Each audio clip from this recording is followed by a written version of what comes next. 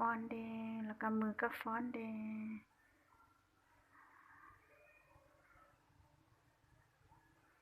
บ่แปลงแล้วแปลงบ่ได้นั่นน่ะฟ้อนเลยฟ้อนเลยอืมเก่งแท้ว่ะ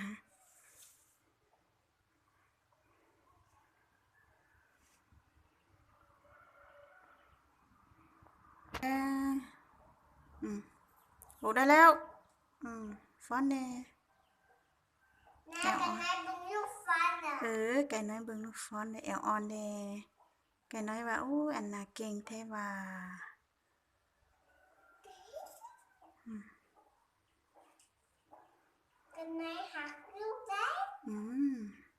ลูกฟ้อนเก่งไหมนี่ไก่น้อยเบิ่งลูกฟ้อนเด้ฟ้อนงามๆ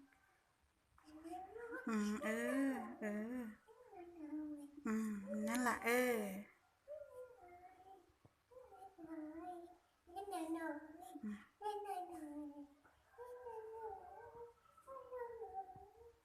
ฟ้อนอันนั้นล่ะ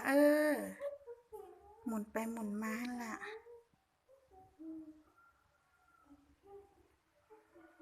ถอยไปน้อยนึงถอยหลังไปน้อยนึง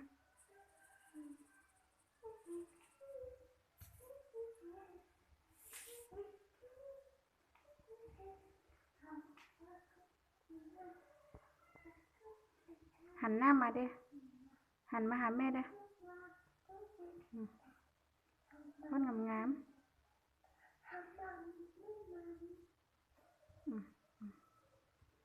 โอ้เก่งแท้ว่ะโอ้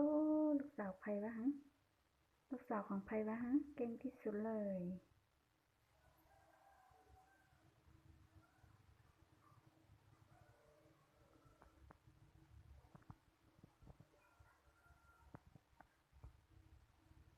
สบายดีมึงลูกเฮ็ดสบายดีมึงนะงามสบายดีเดินแบบมึงลูกเดินไปทางพุทธข้ามแอวแน่เดินมาหาแม่ข้ามแอวเด้เดินแบบได้แล้ว